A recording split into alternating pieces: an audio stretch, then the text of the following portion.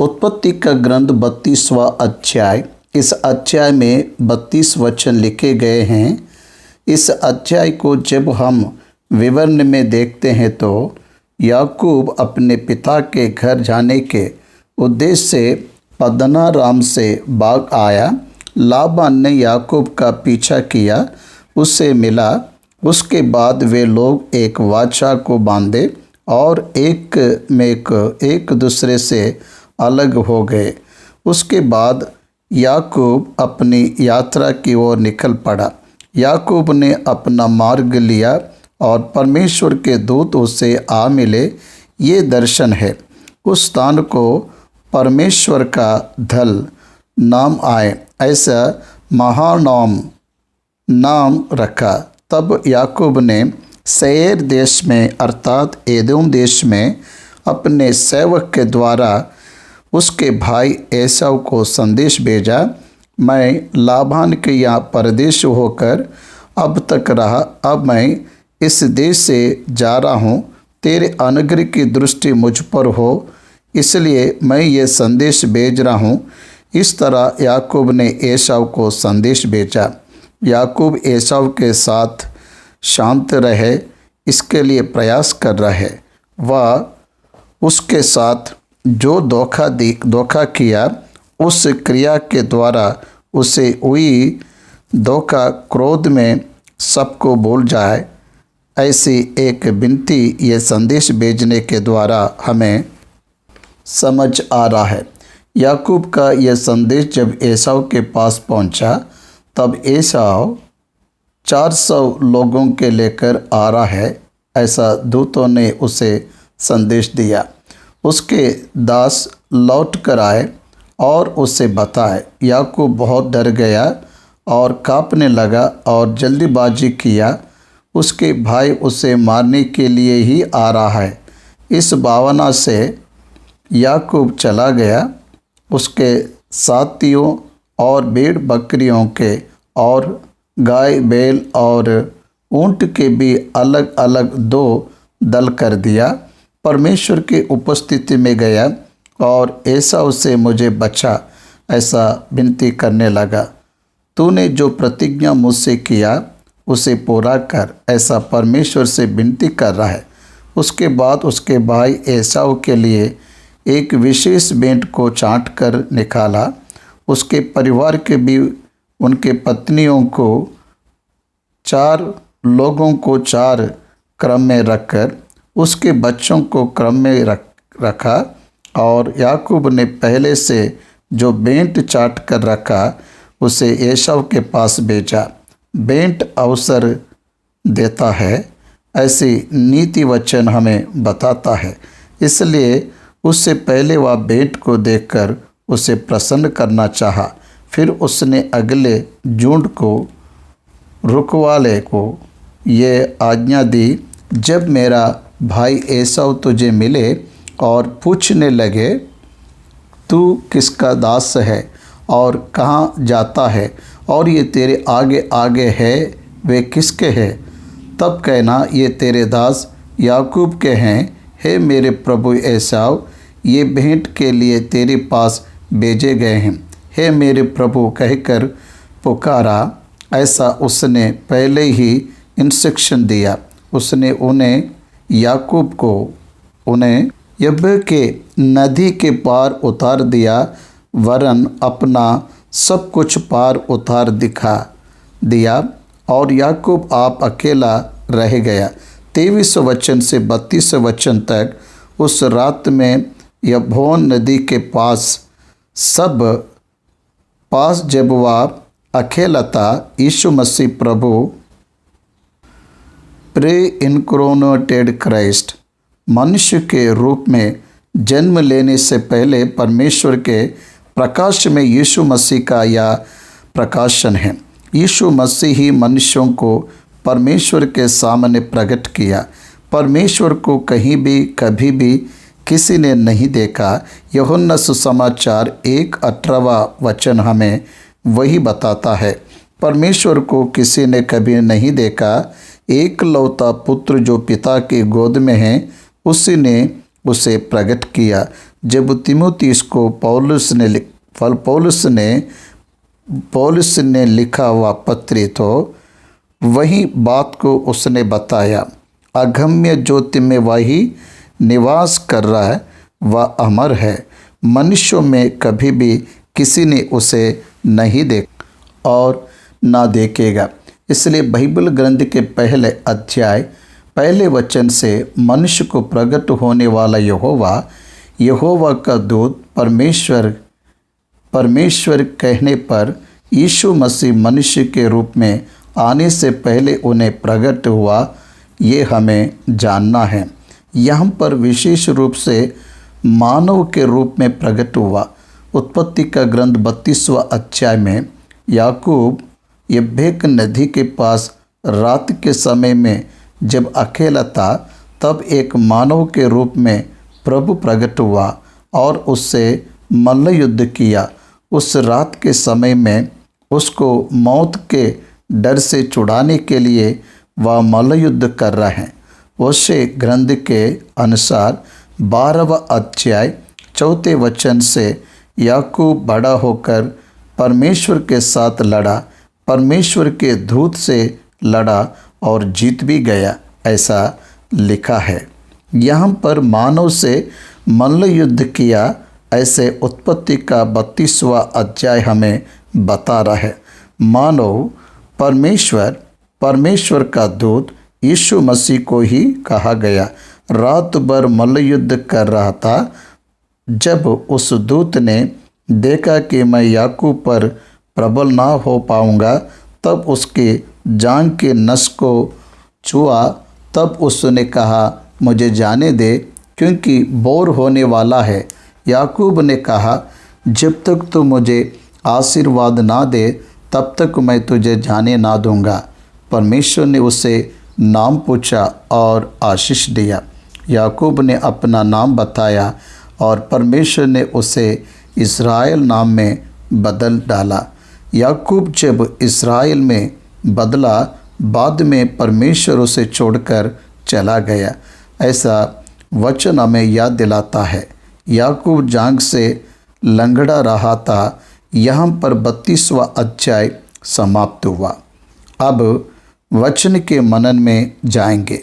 याकूब ने भी अपना मार्ग लिया और परमेश्वर के दूत उसे आ मिले। याकूब अपने मार्ग में जा रहा था। अपने मार्ग में Jacob went on his way. उसने एक निर्णय लिया, अपने पिता के पास लौटना चाहा। परमेश्वर ने भी उसे जाने के लिए कहा। इसलिए परमेश्वर के बताए गए बातों के अनुसार याकूब अपना मार्ग को लिया और यात्रा करने लगा। जहाँ वह जा रहा वह सही है, ये याकूब जानने के लिए दूत उसे मार्ग में मिले। बाइबल ग्रंथ में स्वर्गदूतों के बारे में बहुत से विशेष बातों को बताया गया। स्वर्गदूतों के लिए एक अलग शास्त्री ही है। स्वर्गदूतों को परमेश्वर ने मनुष्य की सेवा करने के लिए नियमित किया। स्वर्गदूत परमेश्वर के सामने सेवक के नाई रहते हैं। कुछ स्वर्गदूत उससे मिले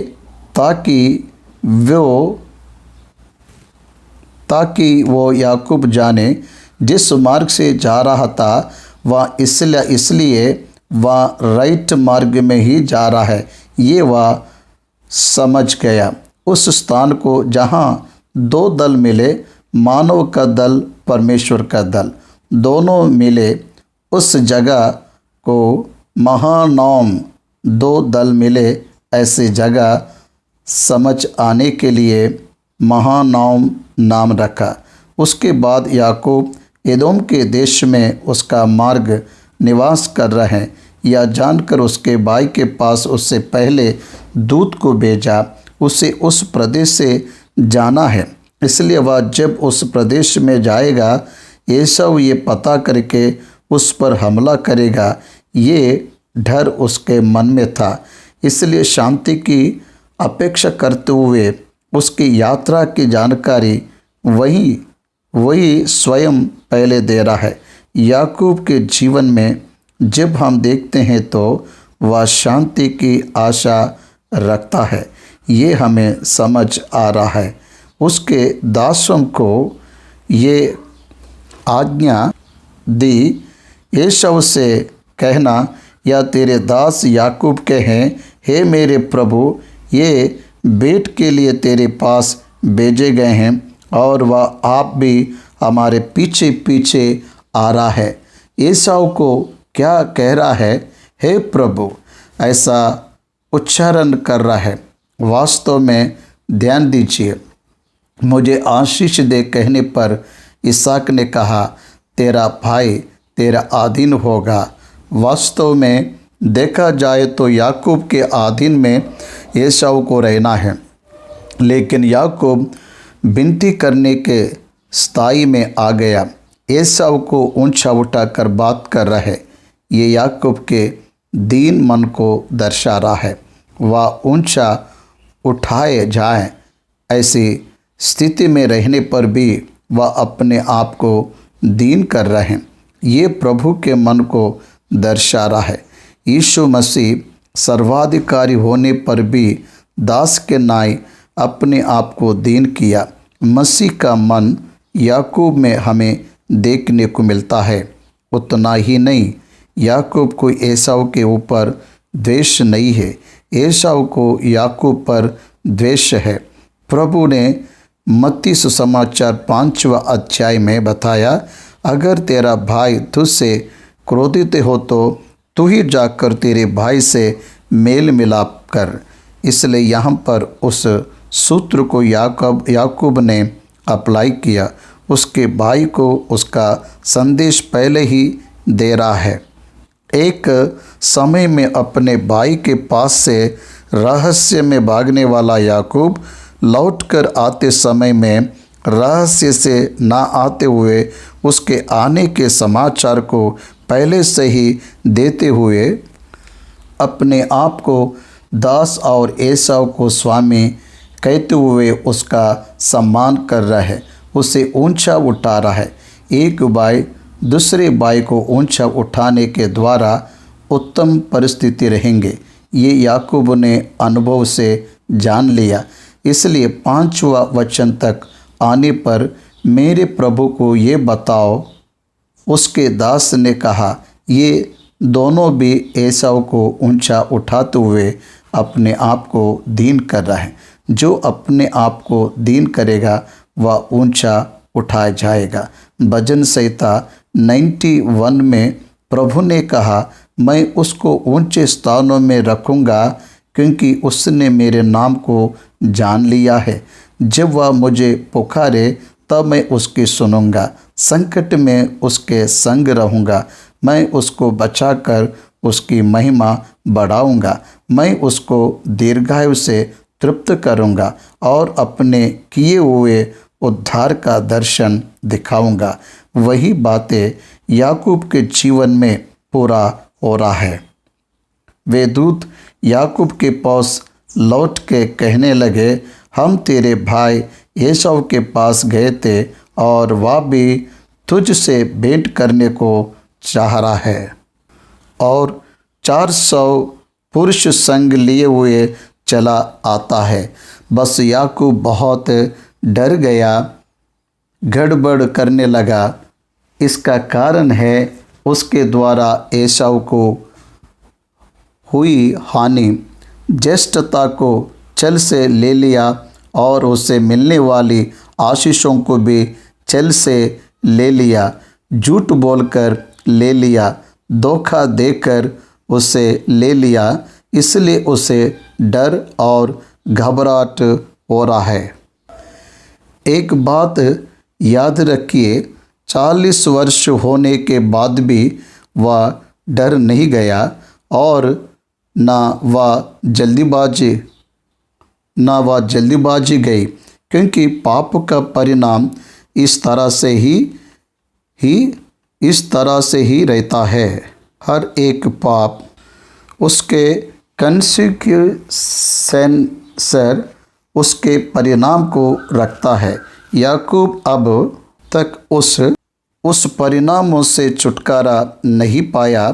इसलिए उसके अंदर भय और जल्दीबाजी है। उत्पत्ति के 3 अध्याय में आदम और हव्वा परमेश्वर की आज्ञा का तिरस्कार करने के द्वारा उनके अंदर भय प्रवेश किया, जल्दीबाजी आ गई।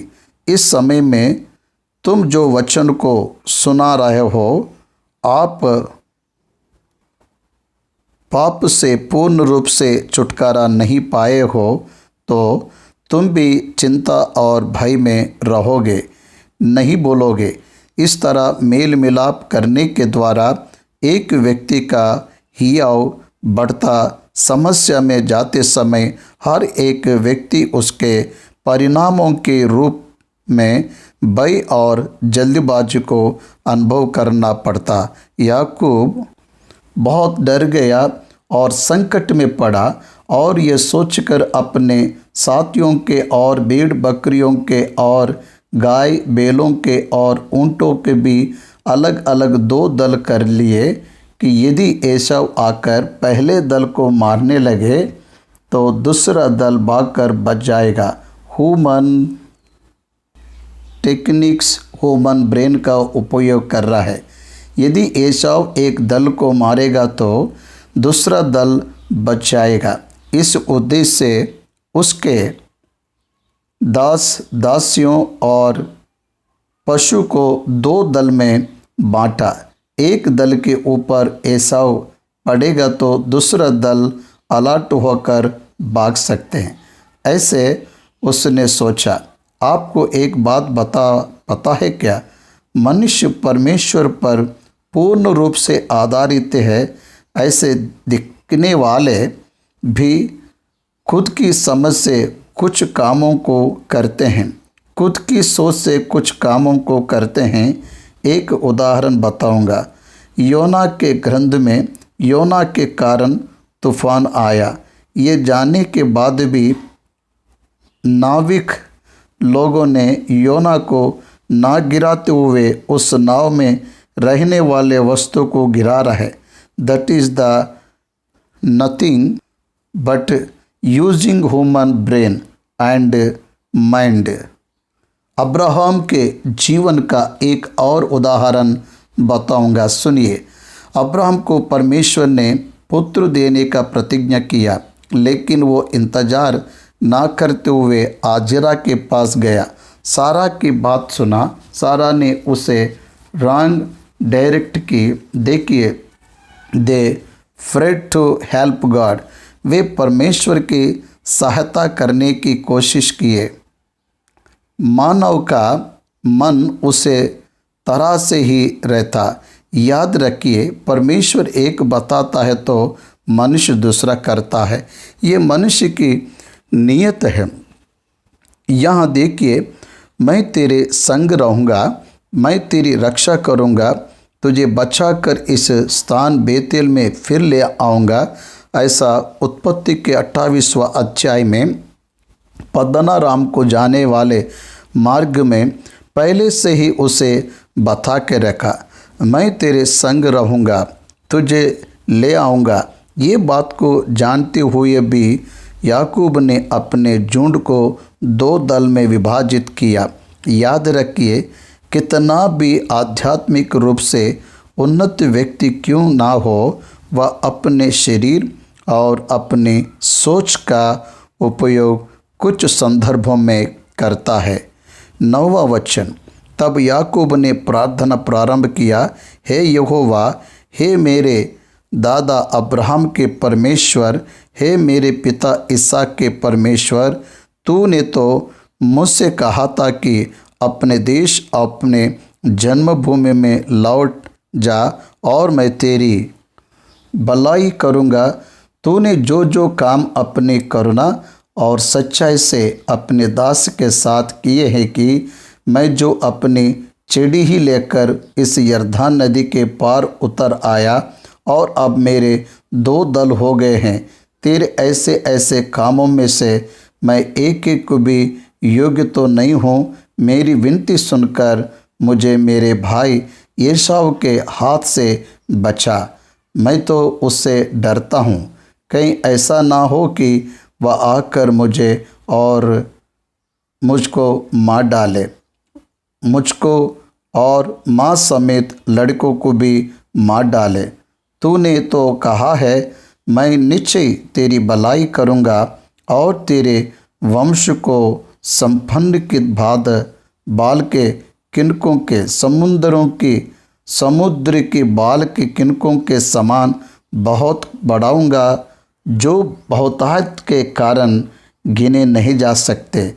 यहाँ आप बाइबल में 9वें वचन से 12वें वचन तक निश्चय आपको पढ़ना चाहिए, निश्चय पढ़ना चाहिए। इनमें अद्भुत बातें जानकारी को हमें दे सकती है।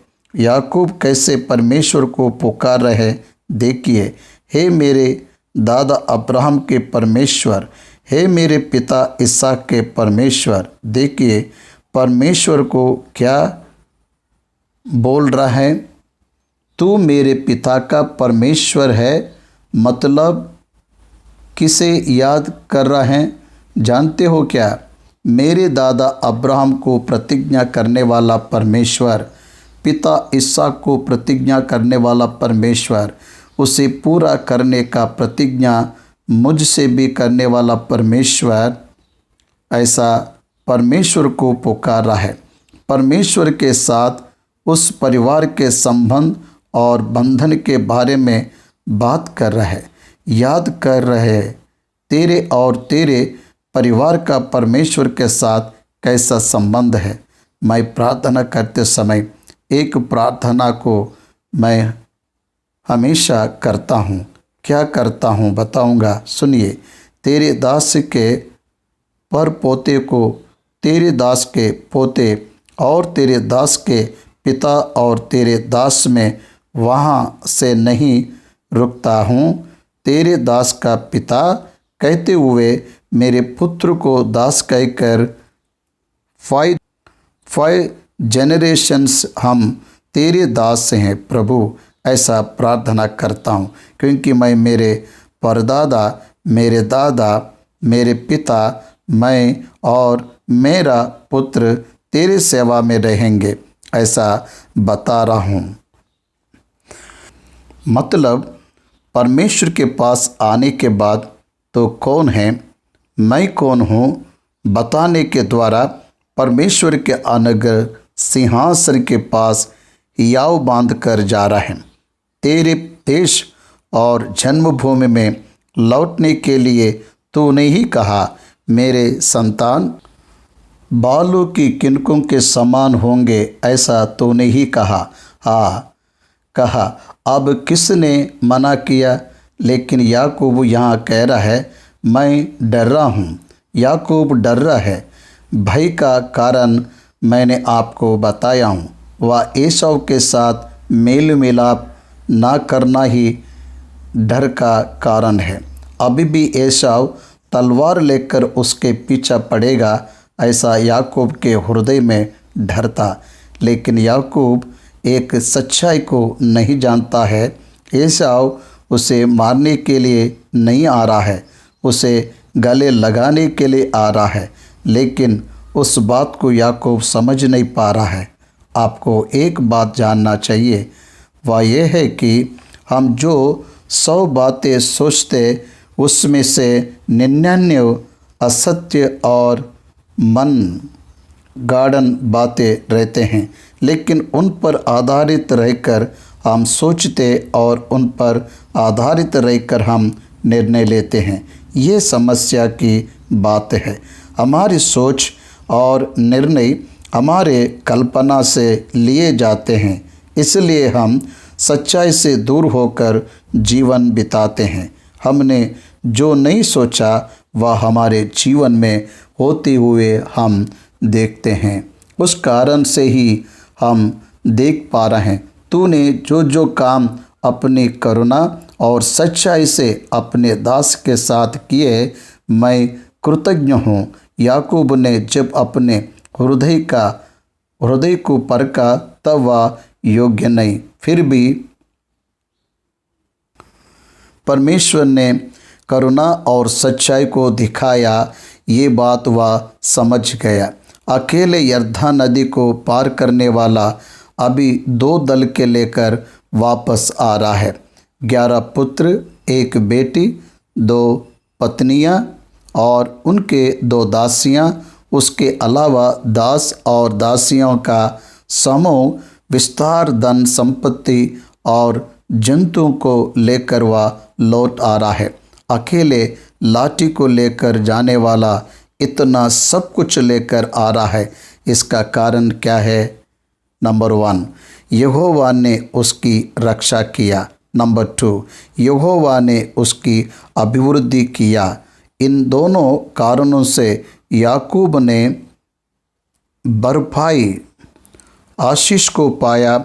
उसके प्रति परमेश्वर की सच्चाई का वह योग्य और पात्र नहीं है, या उसने जान लिया। अब उसकी एक ही विनती है, कृपया मेरे भाई एसाव से मुझे बचा। इस प्रार्थना को एक भक्त ने इस तरह वर्णन किया है, कलीसिया, मसीह की कलीसिया संसार से बचाने के लिए किए जाने वाली प्रार्थना के रूप में इसका वर्णन किया। कितनी अच्छी समानता! हाँ, सच है, याकूब एसाव से बचने के लिए प्रार्थना कर रहा है। हर एक व्यक्ति को भी ये प्रार्थना करना चाहिए। प्रभु ने स्वर्ग की प्रार्थना शिष्यों को सिखाया। उसने हमें परीक्षा में ना डाल, परंतु बुराई से बचा, ये बात सिखाया। हर एक विश्वासी को दुष्ट से या बुराई से बचा, ऐसा हर रोज़ प्रार्थना करना चाहिए। हम संसार में हैं, संसार में दुष्ट है, बुराई भी है। इन दोनों से हम व्यक्तिगत रूप से छुटकारा नहीं पा सकते। परमेश्वर की सहायता से ही छुटकारा पा सकते हैं। ये भावना हम में से हर एक को आना चाहिए। मेरे भाई एसाव से मुझे बचा। वह आकर बच्चे समेत माँ को और मुझे भी मतलब लिया, और उसके 6 पुत्रों को जिल्पा और उसके 2 पुत्रों को बिन्हा और उसके 2 पुत्रों को राहेल और उसके बेटे यूसुफ को मेरे साथ सबको मार डालेगा। ऐसा डर रहा है। किस बात का डर? एक मनुष्य के अंदर डर है। इसका मतलब परमेश्वर पर संपूर्ण विश्वास नहीं है। मुझे भारत के 20 भाषाओं में इन वचनों को लाना है। कितना खर्चा होगा? एक बार सोचिए, जब मैं एक पैसा नहीं था, जब मेरे पास एक पैसा नहीं था, तब ये कार्यक्रम प्रारंभ किया। इतनी भाषाओं में लाने के लिए हर महीने लाखों रुपये लगते। उसके बारे में मुझे क्या करना? बुलाने वाला परमेश्वर, 23 भाषाओं के लिए ट्रांसलेटर देने वाला परमेश्वर, उनको देने वाला रेम्यूनरेशन नहीं देगा क्या? अनुवाद किए गए वचनों को यूट्यूब में अपलोड करने के लिए जो हेल्प चाहिए उसे परमेश्वर नहीं देगा क्या? It is not my business, it is God's business. ये मेरा काम नहीं है, ये परमेश्वर का काम है। परमेश्वर ही सब कुछ देख लेगा। परमेश्वर ने याकूब से पहले ही बताया, मैं तेरे संग रहूँगा, मैं तुझे वापस ले आऊँगा, मैं तुझे ना छोड़ूंगा और ना त्यागूंगा। इस तरह से बताया। वही ही प्रतिज्ञा को आज यीशु मसीह में रहने वाले हर एक विश्वासी को परमेश्वर दे रहा है। तुझे कभी ना छोड़ूंगा, तुझे कभी ना त्यागूंगा। तेरे अंदर पवित्र आत्मा के रूप में वह निवास कर रहा है। Indwelling of the holy spirit in the heart of a believer. विश्वास के अंतरंग में प्रभुओं का प्रभु पवित्र आत्मा परमेश्वर निवास कर रहा है। इसलिए हमारे सारे भय को हमें अलविदा कहना चाहिए, विश्वास में बढ़ते जाना चाहिए, तब वैसे हम छुटकारे को पाएंगे। 12वां वचन, तूने तो कहा है कि मैं नीचे तेरी भलाई करूँगा और तेरे वंश को समुद्री के बाल के किनकों के समान बहुत बड़ा करूँगा, जो बहुतायत के सारे गिने नहीं जा सकते। मेरा भाई आ रहा है, मुझे डर लग रहा है कहीं वह तेरे द्वारा दी गई संतान को मारना दे, लेकिन तूने तो मुझसे प्रतिज्ञा किया है, यही संतान में से अनगिनत संतान आएंगे कहा। संख्या में तूने कहा, बाल की किनकों के समय संतान आएंगे तूने कहा है, उसे पूरा कर प्रभु। ऐसे विनती को कर रहा है। यहाँ पर एक परम सत्य को हमें सीखना चाहिए। एक संकट आने पर, एक डर हमारे अंदर रहने पर हमें सबसे पहले एक काम को करना चाहिए, वह है प्रार्थना। प्रार्थना हमें हर एक भय से दूर करता है। हमें जिस मार्ग में चलना चाहिए, ज्ञानयुक्त मार्ग को हमें सिखाता है। जब याकूब ने प्रार्थना किया, उस प्रार्थना को परमेश्वर ने सुना। उस प्रार्थना पर परमेश्वर ने मन में एक सोच को दिया। वह क्या है? एसाव के साथ मेल मिलाप कैसे संभव है? एसाव को शांत कैसे कर सकते हैं? एक ही है, भेंट से ऐसा कर सकते हैं। इसलिए याकूब को एक अच्छा सोच आई।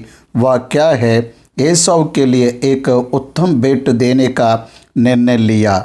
बुद्धि का मतलब क्या है जानते हो क्या? जिन बातों को जानते हैं उसे समय के अनुसार उपयोग में लाना ही है बुद्धि है। उसने क्या प्रार्थना किया? कुशल से रहने के लिए प्रार्थना किया। वह कुशल कैसे रह सकता? एसाव उसके प्रति क्रोध को शांत करने से ही वह कुशल से रह पाएगा। एसाव उसके प्रति जो बैर है उसे छोड़ने के लिए क्या करना चाहिए? उसे शांत करे। ऐसा उत्तम बेटों के साथ उसका सामने आना चाहिए। तब याकूब का उद्देश्य, याकूब का हृदय एसाव को समझ आएगा। यही बुद्धि है। इस तरह परमेश्वर ने याकूब को एक अच्छा सोच दिया। उसने उस दिन रात वही बिताई और जो कुछ उसके पास था उसमें से अपने भाई एसाव को भेंट के लिए छांट छांट कर निकाला, अर्थात 200 बकरियां और 20 बकरे और 200 भेड़ और 20 मेंढ और बच्चे समेत दूध देने वाली 30 ऊँटनियाँ और 40 गधे और गाय और 10 बैल और 20 गधियाँ और उनके 10 बच्चे। इनको उसने झुंड झुंड करके अपने दासों को सौंपा। उसके विस्तार भेड़ बकरियों में से उत्तम भेड़ बकरियों और झुंड को ले रहा है। आंखों के लिए बलवंत लगने वाले ले रहा है। देखते ही एसाव इम्प्रेस होना चाहिए। उस उपहार को देखने के बाद ये क्या है पूछेगा। ये तेरे लिए तेरे दास याकूब ने अपने प्रभु एसाव के लिए भेजा। ऐसा बताने से बातों से शांत हो जाएगा। उसी तरह भेंटों से हृदय में शांति को रखेगा। इसीलिए इसी तरह अच्छा प्रत्युत्तर अच्छे परिणामों को देता। जबान अच्छा रहा तो गाम अच्छा रहेगा, ऐसा कहावत है। बोली अगर अच्छी रही तो सामने का व्यक्ति अच्छे ही रहता, शांत रहता। उसको सही प्रत्युत्तर देना अद्भुत बात है। इसलिए एक बातों के द्वारा इम्प्रेस कर रहा है, दूसरा क्रियाओं के द्वारा इम्प्रेस कर रहा है। 17वां वचन, फिर उसने अगले झुंड के रखवाले को ये आज्ञा दी, जब मेरा भाई एसाव तुझे मिले और पूछने लगे, देखिए he is thinking of the things which are going to come. जो घटना का सामना करना उसको एंटिसिपेट कर रहा है। That is the wisdom. बुद्धि रहने वाला परिस्थितियों को अच्छी तरह से समझकर क्या होने वाला है उसे जान लेता। याकूब एसाव आने वाला है। याकूब एसाव से मिलने पर यह उत्तम बेट को देखा और यदि उसके दास से बात करने से उसे क्या कहना चाहिए ये पहले ही बता रहा है। दास को ट्रेनिंग दे रहा है, किस तरह से एसाव से बात करना चाहिए ये अच्छे से उन्हें समझ रहा है। कम्युनिकेशन सिखा रहा है। भाइयों और बहनों, याकूब बहुत बुद्धिमानी का काम कर रहा है। किसके हैं पूछने पर ये तेरे दास याकूब के हैं। किसके हैं पूछने पर ये महान याकूब के हैं ऐसा नहीं बताना, ये तेरे दास याकूब के हैं ऐसा बताना। एक बार उत्पत्ति के ग्रंथ 24वें अध्याय में जाने से लाबान के घर में जब एलियाजर गया था तब ऊंट और ऊंट के ऊपर रखे गए वस्तु उन्होंने देखा। पद्दनाराम में बतीएल और लाबान ने देखा। ये धनवान लोगों से संबंधित है या उन्होंने जान लिया। एलियाजर ने क्या कहा जानते हो? मेरे स्वामी अब्राहम के परमेश्वर ने बहुत आशीष दिया, मेरा स्वामी बहुत धनवान है ऐसा बताया। He irritated Abraham before Laban and Bethuel. Laban और बतूएल के सामने अब्राहम को ऊंचा उठाते हुए बात किया, लेकिन यहाँ पर याकूब अपने दासों को क्या कहने के लिए बोल रहे हैं जानते हो क्या? ये तेरे दास याकूब के हैं, या तेरे दास याकूब के हैं। यह मेरा प्रभु एसाव के लिए भेजी गई भेंट है, वह हमारे पीछे आ रहा है ऐसा बताओ।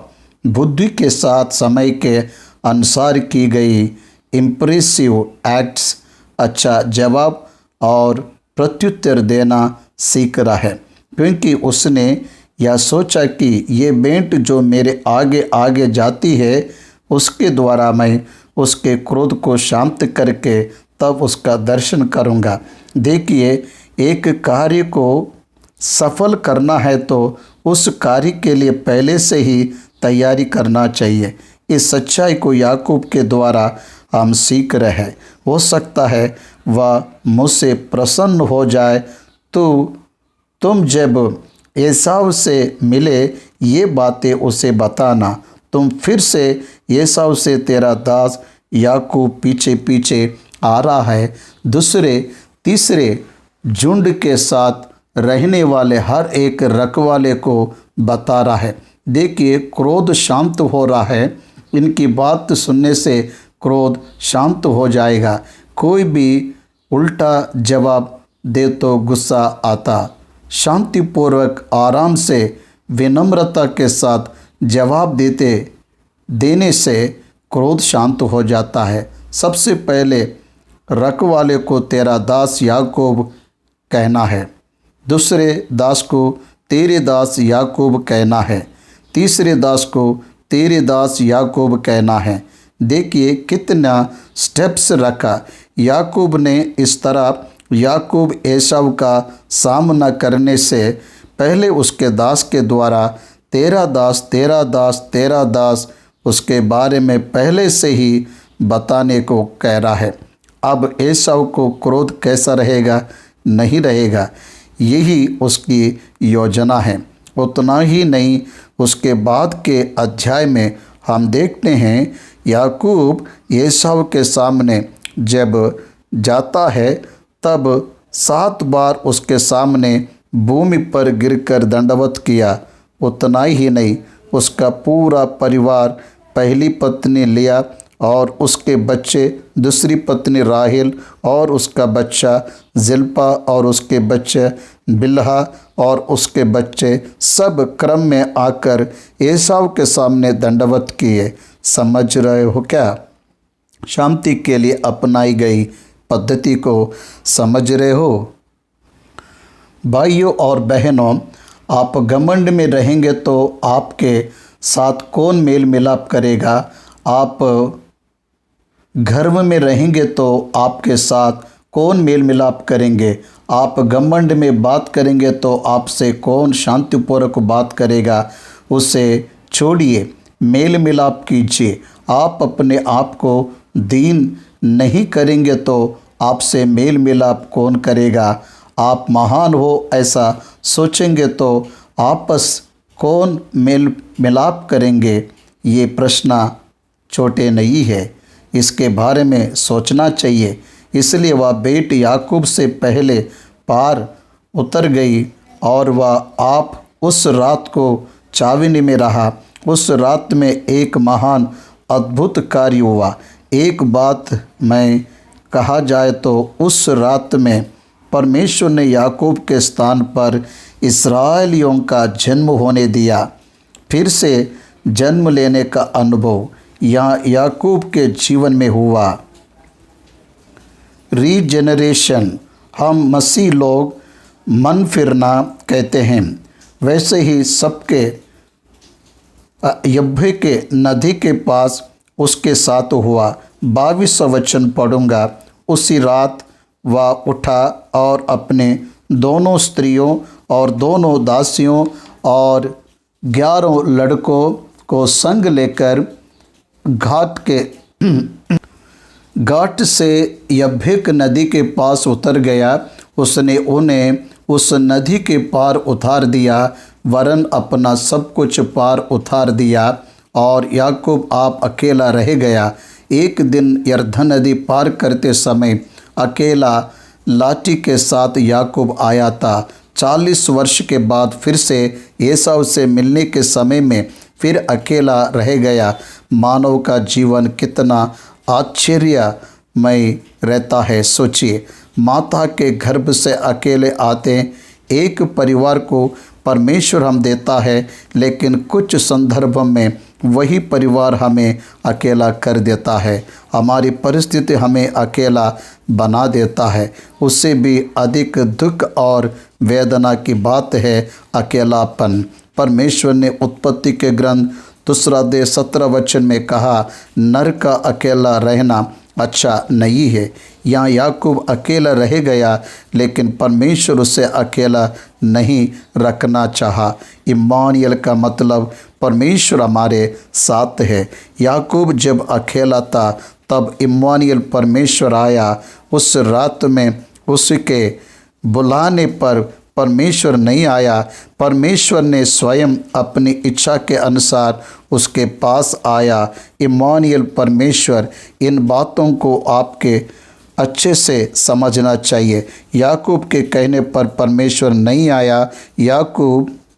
याकूब को परमेश्वर ने चाहा, इसलिए वह आया। भाइयों और बहनों, उसका अकेला रहना उसके लिए खतरा है। यह जानकर परमेश्वर ने उसे अकेला नहीं रहने दिया। इम्मानुएल परमेश्वर स्वयं आकर उसके साथ रहा, उसके साथ युद्ध करना प्रारंभ किया। याकूब अपने अकेला रह गया, तब कोई पुरुष आकर वो फटने तक उससे मल्लयुद्ध करता रहा। जब उसने देखा कि मैं याकूब पर प्रबल नहीं होता, तब उसके जांघ के नस उससे मल्लयुद्ध करते ही करते चढ़ गई। तब उसने कहा, मुझे जाने दे, क्योंकि बोर होने वाला है। याकूब ने कहा, जब तक तू मुझे आशीर्वाद ना दे तब तक मैं तुझे जाने ना दूंगा। याकूब को कैसे पता चला? उत्पत्ति के 28वें अध्याय में पद्दनराम में जाने समय सिर पर रखा पत्थर प्रभु के स्पर्श का अनुभव कराया और वहाँ पर उसे सीढ़ियों का दर्शन दिलाया और यहाँ परमेश्वर का निवास स्थान है ऐसा उसे बताया। इसी ही पत्थर पर तेल डाला और उस जगह का नाम बेतेल रखा। वही स्पर्शा यहाँ पर भी उस पुरुष से मल्लयुद्ध करते समय उसी ही स्पर्श को याकूब ने अनुभव किया। मैं हमेशा बताता हूँ, बेतेल में स्पर्श करने वाला परमेश्वर यहोवा, यब्बे के नदी में दर्शन करने वाला परमेश्वर, अतः यब्बे में याकूब को दर्शन देने वाला परमेश्वर से कहा, जब तक मुझे आशीष ना दे मैं जाने ना दूंगा। ये आशीष क्या है? आशीषों को अनुभव करने के लिए जीवित रहना चाहिए। आशीषों का अनुभव करने के लिए पहले हमें जीवित रहना है।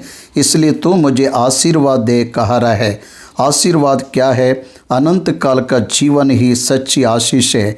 वह केवल भौतिक जीवन को ही नहीं देता, अनंत काल के जीवन को भी देने वाला परमेश्वर है। इसलिए याकूब से पूछ रहा है, तेरा नाम क्या है? उसने याकूब से पूछा, तेरा नाम क्या है? उसने कहा, याकूब। मैं याकूब बता रहा हूँ। यही प्रश्न उसके पिता इसहाक ने पूछा था, हे मेरे पुत्र, तेरा नाम क्या है? इस पर याकूब ने क्या जवाब दिया? इसहाक से, हे पिता, मैं तेरा बड़ा बेटा एसाव हूँ। ऐसा झूठ बोला। याकूब जहाँ गिर गया था वहीं परमेश्वर उसे फिर से स्मरण दिला रहा है। इसहाक ने जो प्रश्न पूछा, हे मेरे पुत्र, तेरा नाम क्या है? फिर से प्रभु पूछ रहा है, तेरा नाम क्या है? इस बार याकूब ने झूठ नहीं बोला, वह धोखेबाज है, ये अंगीकार कर रहा है। एक बार तेरे हृदय से तो परमेश्वर के सामने अंगीकार करता है तो परमेश्वर तुझे बदलेगा। तू भी याकूब की तरह सच्चाई से अंगीकार करेगा तो वह तुझे क्षमा करके इस्राएल के रूप में बदलेगा। तेरे पुराने और मैल जीवन को वह निकाल देगा। इस पाप के कारण होने वाले परिणामों को वह मिटा देगा। तेरे पाप के कारण मिलने वाली सज़ा को वह मिटा देगा। तुझे नए मनुष्य की तरह बनाएगा, तुझे जीवन दान देगा, तुझे इस्राएल बनाएगा, तुझे नया जीवन देगा। यही याकूब के साथ भी हुआ। तब याकूब से परमेश्वर कह रहा है, देखिए, तेरा नाम अब याकूब नहीं परंतु इस्राएल होगा, क्योंकि तू परमेश्वर से और मनुष्यों से भी युद्ध करके प्रबल हुआ। बाइबल ग्रंथ में याकूब का नाम परमेश्वर ने इस्राएल रखा। इब्राहिम रखने वाला परमेश्वर याकूब का नाम इस्राएल रख रहा है। परमेश्वर से और मनुष्यों से युद्ध करके प्रबल होने वाला परमेश्वर से युद्ध करना मतलब आंसू बहाया। परमेश्वर के हृदय को आंसू बहाकर विनती करके जीता, लेकिन बल से नहीं, विनती करके जीता। ये सब बातों को हमें बोलना नहीं चाहिए। परमेश्वर से कौन जीत सकता? परमेश्वर से कौन जीत सकता? परमेश्वर के दूत से प्रबल होकर जीता। इसका मतलब उसने कौन से जय को पाया? पश्चाताप से आंसू बहाकर उसके फेवर को पाया, वही जय का मतलब है। तब याकूब ने कहा, मैं विनती करता हूँ, मुझे अपना नाम बता। ये नाम जानने का कार्यक्रम एक याकूब ने ही नहीं, मूसा ने भी पूछा। निर्गमन ग्रंथ के 3 और 14 वचन में, प्रभु तेरा नाम क्या है? ऐसा मूसा ने पूछा। याकूब भी नाम पूछ रहा है, मुझसे मल्लयुद्ध करने वाले का नाम मैं जानना चाहता हूँ। तब उसने कहा, तू मेरा नाम क्यों पूछता है?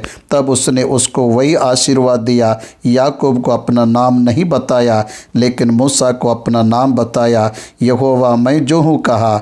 भाइयों और बहनों, इसका नाम है इम्मानुएल, परमेश्वर। उसका नाम यीशु मसीह है। वही जीवित परमेश्वर है और सर्वाधिकारी परमेश्वर, बलवंत परमेश्वर, हमेशा रहने वाला पिता वही है।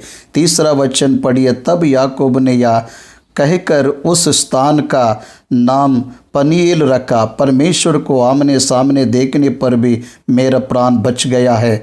पनीएल का मतलब the face of the Lord, परमेश्वर का मुख अर्थ आता है। मैं परमेश्वर को सामने सामने देखा, फिर भी मैं बच गया। समझ में आ रहा है क्या? वह कौन है? उस रात को याकूब के अकेलेपन को दूर करने के लिए आया हुआ व्यक्ति कौन है? आप जान गए हो क्या? एसाव याकूब से बैर रखा। एसाव याकूब को रहना चाह, मारना चाहा, लेकिन उसी याकूब को उसी रात को परमेश्वर ने बचाया। उसके प्रस्थान में रीजनरेशन हुआ, फिर से जन्म लेने का अनुभव हुआ। याकूब के स्थान में इसराइल का जन्म हुआ, इसलिए अब एसाव उसे मार नहीं पाएगा।